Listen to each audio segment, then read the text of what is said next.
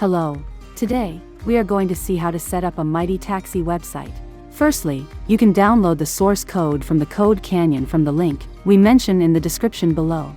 After downloading successfully, unzip the code file. In the zip, we provide for the rider app, driver app and website app code. After this process is done, now, open Android Studio and open a file that we have unzipped.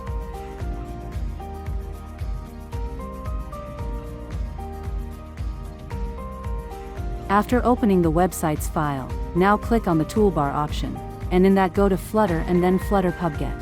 You can see the setting will be open after clicking on PubGet. Simply set a Flutter SDK path and click on Apply and OK. To change the content of the website, open a file from the left sidebar, in Assets, namely the builder.json file. You can make changes here that you want into your website. After making changes, click on the top right side, select your device section, select Chrome, Web, and click on Play button. Here you can see our process will be started. It takes a few minutes to successfully run.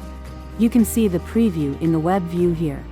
After seeing a preview of your website, then, open the terminal, and type a command that is, flutter build web, no tree shake icons, and click enter to run this command.